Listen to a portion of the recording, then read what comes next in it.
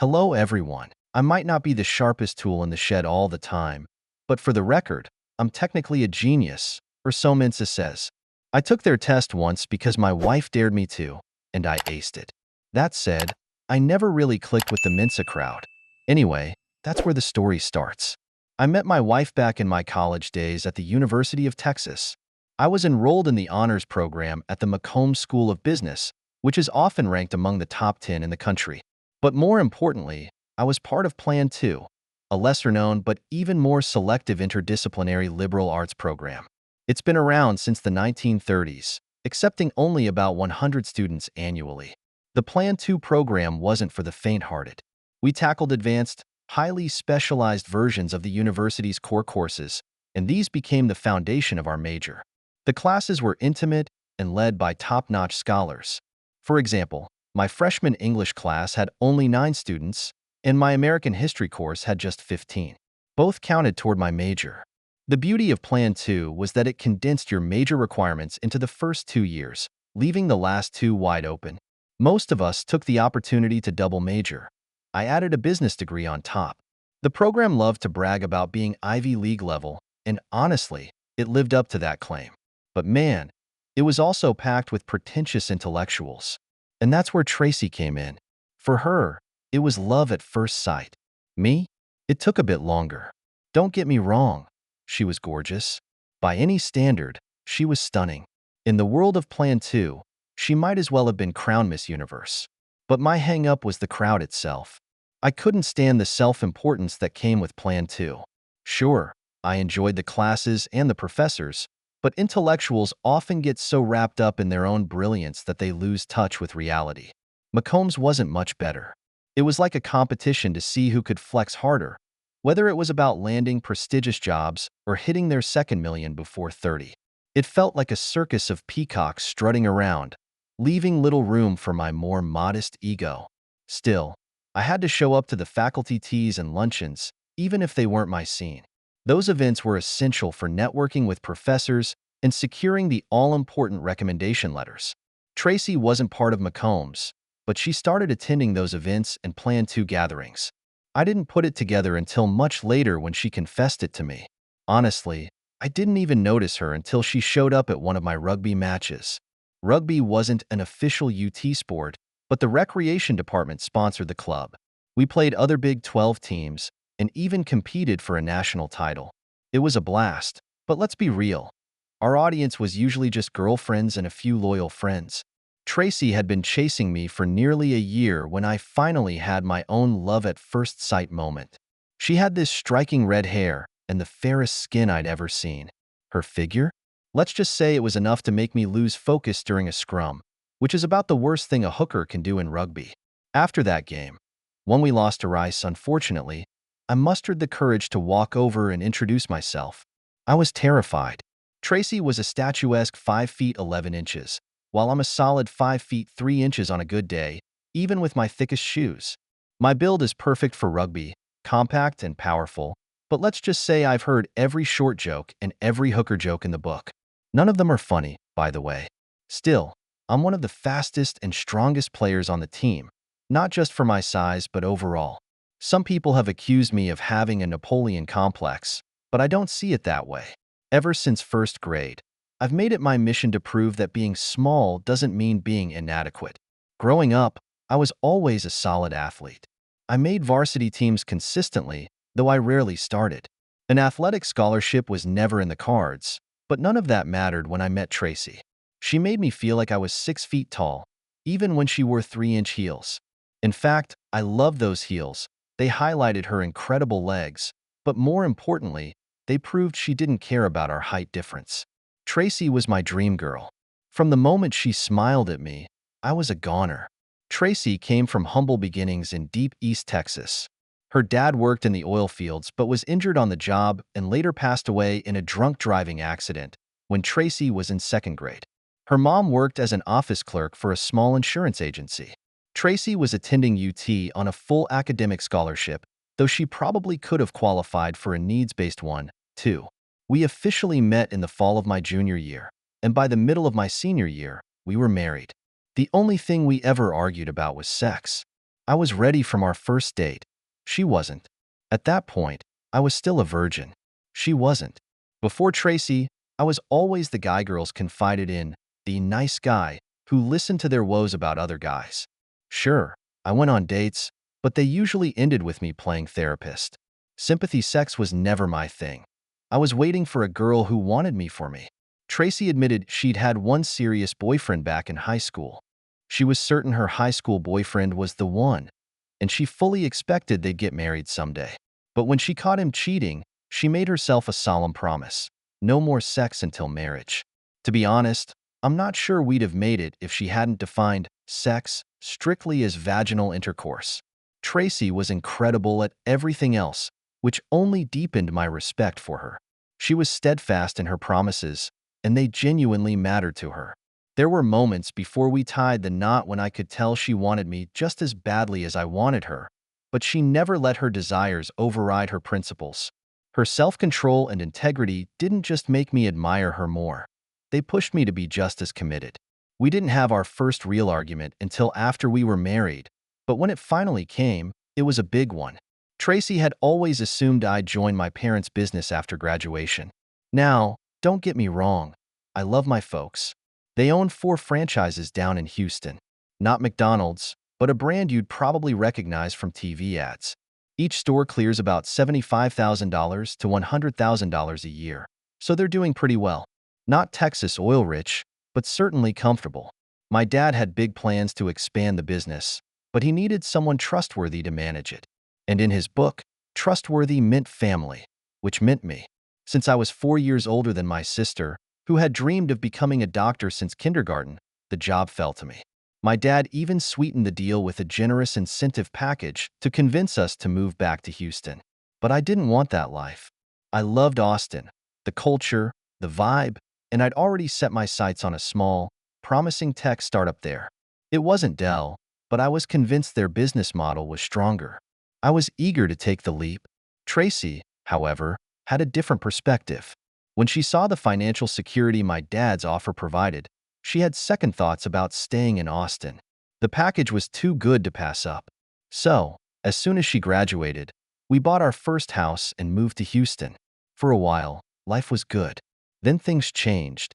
While Dell thrived, the startup I had joined started to struggle. Eventually, I found myself out of a job for the first time. Thankfully, I had cashed out my stock options early, so I wasn't completely sunk. I decided it was the perfect chance to go back to school and earn my MBA. I chose Wharton, finished the program in 2 years, and landed an amazing job at one of the big banks in Austin. We were back on top, riding the waves of Austin's booming real estate market. Eventually, we settled into a sprawling house by the lake, had 2 kids, and parked matching his and hers BMWs in the garage. Life was everything we dreamed of. But after 10 years of marriage, I hit a breaking point. I was tired of chasing multimillion-dollar paydays and working for someone else. So, I made a bold decision. I told Tracy I wanted to start my own business. I used most of our liquid savings to buy a franchise, the same brand my dad owned.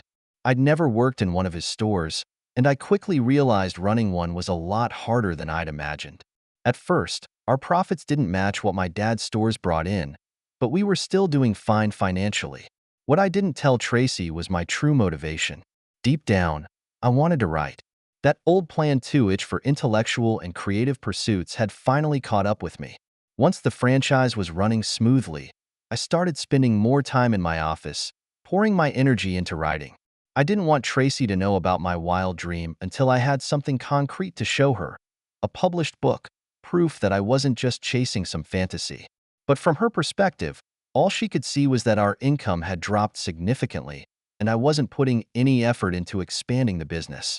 Meanwhile, we were surrounded by a competitive social scene. Even in Austin's laid-back atmosphere, we lived among billionaires and people who measured success by the size of their houses, boats, and luxury cars. I had lost interest in keeping up with that crowd, but looking back, I never discussed my feelings with Tracy. I made the decision to step off the treadmill unilaterally, and she wasn't on board. That's when the fighting started. For almost a year, our home felt like a battleground. Then, just as suddenly as the arguments began, they stopped. But along with the fighting, something else vanished. The warmth, the intimacy, the connection. Sex became rare, but at the time, I was too absorbed in my writing to think much of it.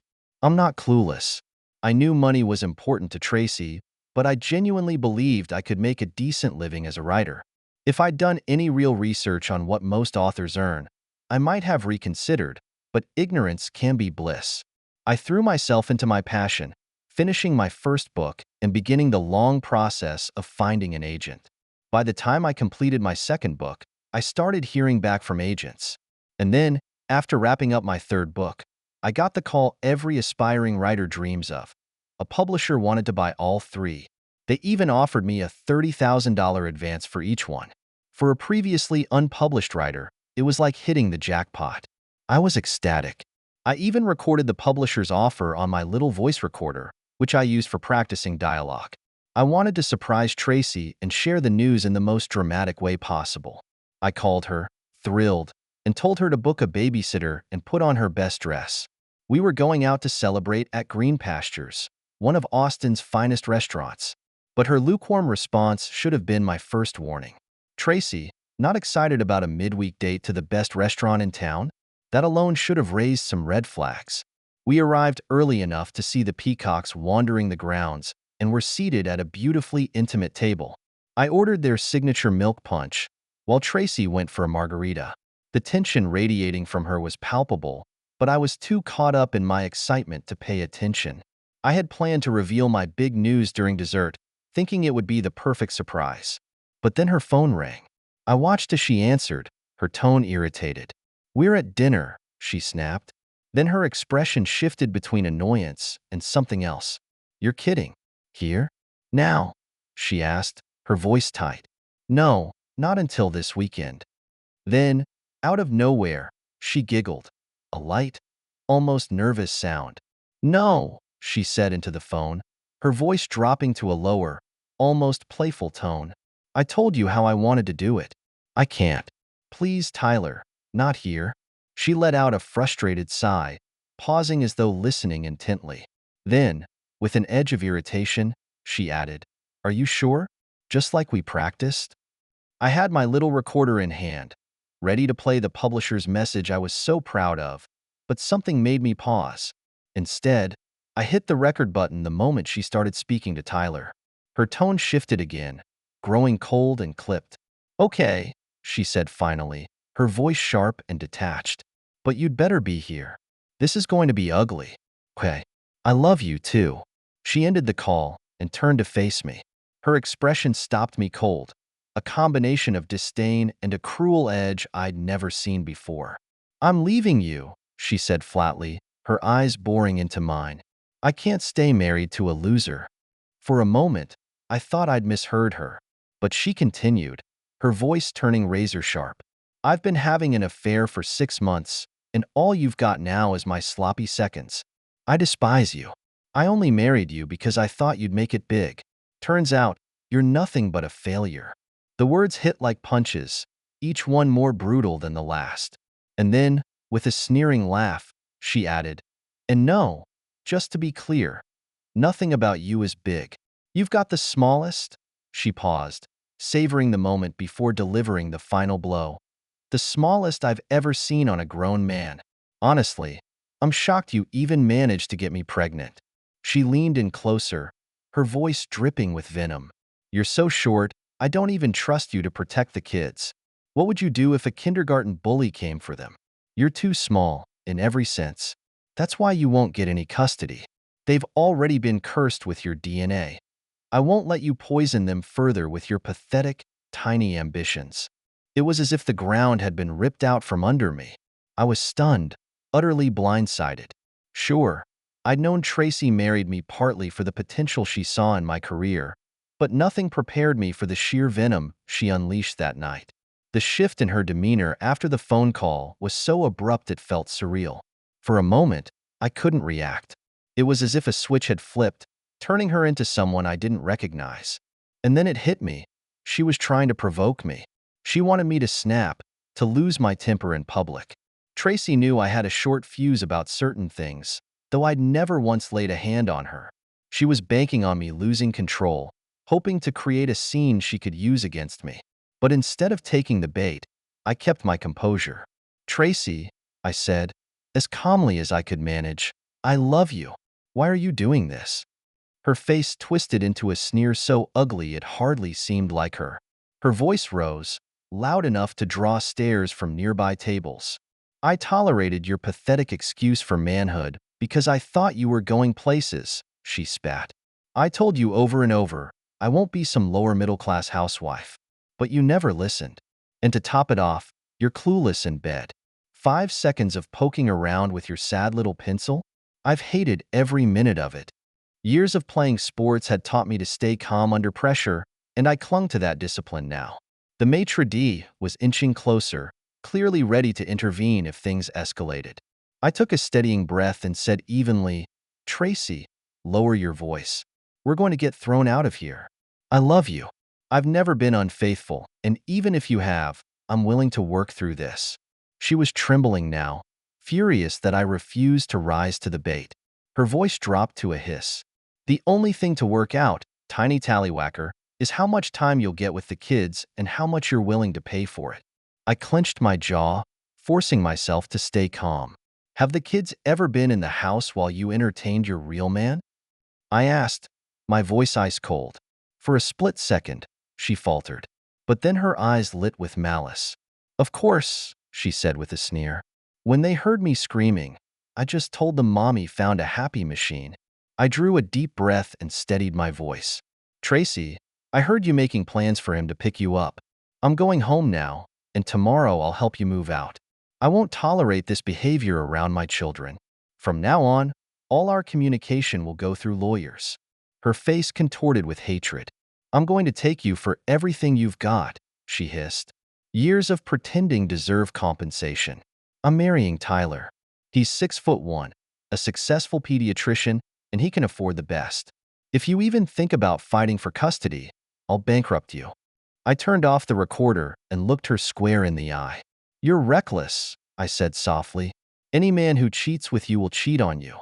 He doesn't want the kids, and if he marries you, I'll bet you $10,000 it won't last 2 years." I stood up, walked to the maitre d', and handed him my credit card. "Run this now," I said, "because I'm canceling it in 10 minutes. By the time the receipt came back, Tracy had already grabbed her things and stormed out. The manager, an acquaintance from local restaurant events, gave me a sympathetic look. "I couldn't help overhearing," he said quietly. "You know the best divorce lawyer in Austin is dining here tonight? You might want to speak to her before you leave." He gestured toward a smartly dressed couple at a nearby table. I recognized the woman immediately. She'd famously taken my friend Alan Burke to the cleaners in his divorce. Noticing my gaze, she glanced up and gave me a sympathetic look, though her body language screamed, "Don't bother me." I wasn't deterred. I slid a business card onto her table. "I don't want to ruin your dinner," I said, "but I'd appreciate the chance to speak with you whenever you have time." She sighed heavily. "I'm very expensive," she said. I nodded. "I know. My friend Alan learned the hard way. It's even more expensive to have you sitting on the other side of the table." Her lips quirked in a slight smile. "Do you have cash?" she asked. I almost never carry cash, but I checked my wallet and found a freshly broken 20. She plucked a 10 from my hand, leaving the rest, and said, "Okay, you've hired me. Now go home, stay calm, and do not let her push you out of the house. I'll be there after dinner." I hate seeing ambushes like this. "Do you know who her lawyer is?" Sharon asked as we walked out of the restaurant. I shook my head, still reeling. "I didn't even know we were in trouble," I admitted. "I had no idea she was having an affair. I just set this up to tell her about my book deal." "Have you signed the contract yet?" she pressed. "No, I just heard back from the publisher," I said. "Good," she said firmly. "Don't sign anything until I give you the green light. You don't want that advance becoming community property." She turned to the man sitting at her table. "Dad, can you handle this? George here needs my help." She looked at me again, her eyes searching my face. "You don't remember me, do you, George?" I hesitated. I'd recognized her, but only vaguely. Aside from Alan's divorce, I didn't think we'd ever actually met. Austin's social scene isn't enormous, but it's segmented. Politicians, lawyers, and academics tend to mingle in different circles than the high-tech crowd I was used to. I hadn't been out much in the past few years, and her name was on the tip of my tongue but just out of reach. Seeing my struggle, she smiled. I'm Sharon White. We were in Plan 2 in Macombs together. Not many of us did both, so I thought you might remember me. She grabbed my arm, guiding me toward the parking lot. Where's your car? I pointed to my SUV, now sitting with 2 flat tires and visible damage. They really aren't playing fair, are they? She said dryly. Are your kids at home? Yes, I replied as she led me to her car. She drove with the kind of determination that felt both reassuring and terrifying, speeding toward my house. When we arrived, she handed me some cash. Pay the babysitter, and then go to your computer. Close any joint accounts and transfer the money into your business account. It's still technically community property, but draining a joint account could land you in hot water. This way, it's clear you're not trying to hide anything. I'll wait here for the happy couple to show up. I followed her instructions, finishing just as Sharon returned to the room. They weren't as prepared as they thought, she said with a satisfied smirk. It looks like they moved up their timeline because tonight felt too perfect to pass up. Big mistake. Leaving the house together gives us some leverage. She handed me her phone. Call a locksmith and get all the locks changed tonight. Disable the garage door opener, too. Do you have anyone you trust completely to take care of your kids? I paused before answering. My sister lives in Georgetown. She's on staff at Scott and White Clinic in Temple. I trust her more than anyone. How old are your kids? Sharon asked. Allison will be 3 next month, and Ramon's almost 5. He'll start kindergarten in the fall, I said. Sharon nodded, impressed. Scott and White is prestigious. What does your sister do there? She's a neonatal specialist. Just finished her residency at Johns Hopkins. Actually, her son's the same age as Allison. Perfect, Sharon said. Call her. Do you think she'll drop everything and come at this hour? I sighed. Let's just say Tracy's never been her favorite person. My sister will come, and while she won't say it outright, I'm expecting plenty of I told you so's. Sharon's expression softened. It's situations like this that keep me from ever getting married, she admitted. I've seen it all too many times. Would it offend you if I prayed for you? I blinked, caught off guard.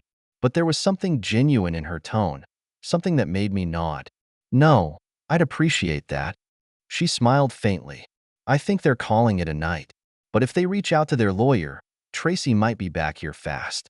Legally, you can't deny her access unless she leaves voluntarily. I told them you'd call the police if they tried to come in, but that was mostly a bluff. Trying to lighten the mood, I joked. With the way you drive, I'd offer half my kingdom to get you to slow down. She gave me a look. One of those universal ones every woman seems to master, and ignored my humor. They're being a mix of clever and careless, she said. That tells me they're working without proper legal guidance. If they had a decent lawyer, he'd have been at the restaurant with a photographer in tow. My sister arrived not long after, armed with years of pent-up grievances about Tracy. She took the kids back with her, giving me a firm hug and some biting comments about my judgment. The locksmith showed up shortly after, changing the locks and resetting the garage code. Meanwhile, Sharon connected to her office remotely, printing off a stack of documents for me to sign, including her contract. I flinched at the thought of how much I'd already spent that night, but I signed everything. Before she left, I handed her the recording of Tracy's venomous words. It felt like passing a shark its teeth, unsettling, even if the shark was on my side. The divorce was expensive and ugly. Tracy got more than she deserved, but I won full physical custody of the kids. She didn't even get visitation rights, though I informally allowed her to visit on the condition that she notified me in advance and stayed on my property. The day the court proceedings ended, I packed everything up and took the kids to Ireland. We rented a cozy, secluded cottage near Doolin on the west coast. It was a perfect escape, quiet, beautiful, and steeped in traditional Irish music. The kids enrolled in the local school, and I settled into a new rhythm, spending my evenings in the local pubs. The best part of being a writer was the freedom to live anywhere, and I could easily justify Ireland as research for my work.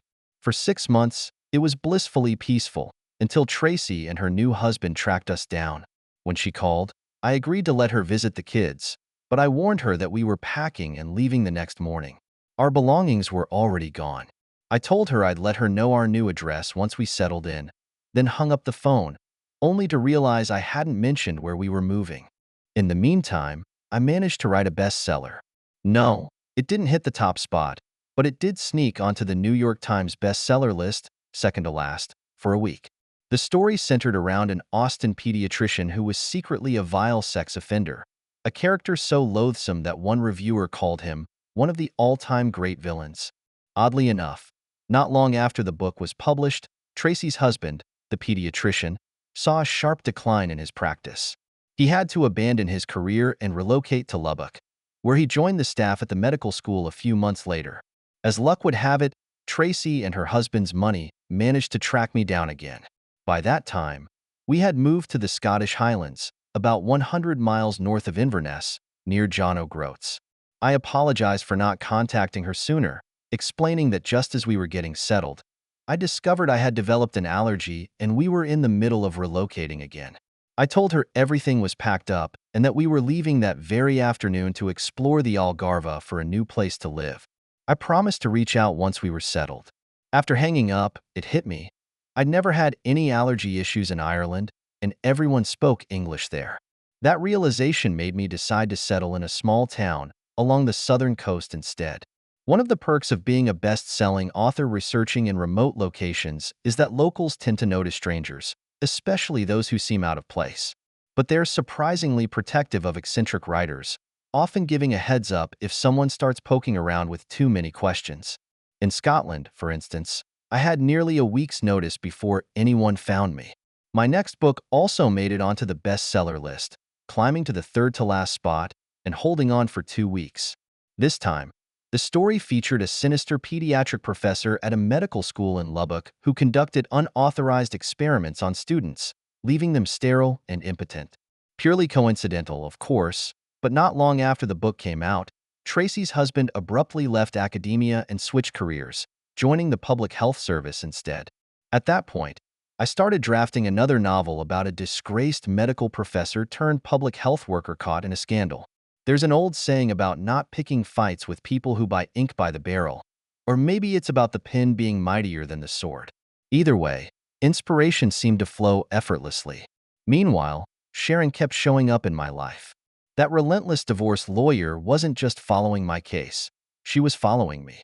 She'd started visiting when I was living in Ireland, then tracked me to Scotland, and back to Ireland again. It was like dealing with an unshakable shadow. She'd lecture me about morality, recounting cases where mothers had cut fathers out of their kids' lives. Her words stung, especially because I wasn't blind to the parallels. Still, Sharon had a way of getting under my skin in other ways. Her kisses could make my toes curl, and her sultry "hello" over the phone was enough to knock me off balance. At first, I had no interest in dating again, but Sharon knew how to chip away at my resolve. There's something ironic about my luck with women. They always seem to hold firm against premarital sex. Thankfully, Sharon's interpretation of that rule was just as flexible as Tracy's had been. About 18 months after my divorce, I returned to Austin. Sharon had finally laid down the law. She despised Tracy, but she told me in no uncertain terms that what I was doing with the kids was immoral. I make a lot of money off men trying to be daddies to their kids when their wives and new boyfriends drag them off to Timbuktu, she said. I think that's evil, and it doesn't look any better when a man does it. Your game's cute, and I don't care what you do to that bitch, but she'll always be their mother. You can't change that. You're within your legal rights, but is it moral? She had me there, and she knew it. There was something less appealing about her shark-like grin when it came with a hefty dose of smugness. I'd like to think I listened purely to Sharon's moral argument, but her offhand comment about her biological clock probably had something to do with it too. She insisted her kids were going to be born and raised in Texas. So, I proposed during a weekend getaway to a castle I'd rented. We married in her childhood church near El Paso. Shortly after, we moved into a new house by the lake in Austin. As the moving truck pulled into the driveway, my phone buzzed. It was Tracy. She was crying, desperate to see the kids. I don't know if time had dulled my anger or if Sharon's pointed look softened me, but I agreed to let her come by. Less than a minute later, there was a knock at the door. Somehow, I wasn't surprised. It had been a long, exhausting game of cat and mouse, but when Tracy stood at my door that day, she knew exactly who to thank for me finally stepping out of the game. I opened the door and got straight to the point. "Here are the ground rules," I said firmly. "You'll be monitored electronically. First, if you say one bad thing about me to the kids, I'll pack up, move to Timbuktu, and you'll never see them again. Second, if I even catch a whiff of you challenging custody, we're gone. But if you follow my rules, I'll let you be a part of their lives. I'll even help you rebuild your relationship with them. You'll be welcome at their games, their school activities, everything. Do you agree? Yes or no? That's the only word I ever want to hear from you." Tears filled her eyes as she nodded and whispered, "Yes." She turned to Sharon and mouthed, "Thank you." I have to admit, seeing her like that left me feeling pretty rotten. I wasn't proud of the way I turned the kids against her. When she joined them in the backyard, the things they said to her were cruel, far harsher than I'd ever intended. But Tracy stuck to her word. After about 6 months, things began to stabilize, at least as much as they could in a divorce situation. It wasn't easy for anyone, but Tracy had changed. She started teaching kindergarten, became entirely devoted to the kids, and followed all of my rules, including keeping her distance from me. She even seemed content with her modest salary. The funny thing was, anyone who spent time around her could see it. She was still in love with me. Tracy is the kind of woman whose love needs a strong man to anchor it. It's just a shame she didn't realize she already had one. As for me, I continued to mellow. Sharon, the shark, had a way of persuading me, especially with that special smile. Husbands out there, you know the one. The kind that makes you feel like you'd do anything just to keep her happy. Sharon and I are now expecting our second child, and with her, I've come to understand what true partnership looks like. We're equals, and her love has made me a better man. Saying I'm happy doesn't do justice to what we've built together. Over time, the struggles, the pain, and the battles faded into the past, replaced by the warmth and joy of a life I never thought I'd have. Sharon and I became a team in every sense of the word. We worked together, raised our children together, and most importantly, loved each other deeply. The man I used to be, the one who was hardened by anger, betrayal, and frustration, was gone. Sharon had shown me how to be vulnerable, how to love freely and without hesitation. Of course, life had its challenges, but nothing ever felt insurmountable when we faced it together. The kids were thriving, growing up in a home filled with love and stability. Even Tracy, in her own way, had found a sense of peace. I felt a small sense of pride for keeping my word and not letting bitterness consume me. The bond once shared with my children was stronger than ever, and I could see the healing that had taken place, not just in their lives, but in mine too. It was the little moments that made it all worthwhile. The laughter around the dinner table, the late-night conversations with Sharon about our dreams and future, the quiet mornings watching the kids play and grow. These moments were the real treasures, the ones that made me realize how far I'd come. Life wasn't perfect, but it was ours, and I wouldn't trade it for anything. I had become someone I never thought I could be. Not just a father, not just a partner, but a man who had learned the true meaning of love and redemption. There were no more regrets, no more doubts. I had found peace. With Sharon by my side, I knew I could face whatever came next with strength, love, and a sense of contentment I'd never known before. In the end, I realized happiness isn't about escaping the past. It's about learning from it, growing because of it, and embracing the future with open arms. As I watched Sharon smile at me from across the room, I knew the best part wasn't what we'd overcome. It was the journey ahead. Subscribe so you don't miss new stories on the channel. Bye.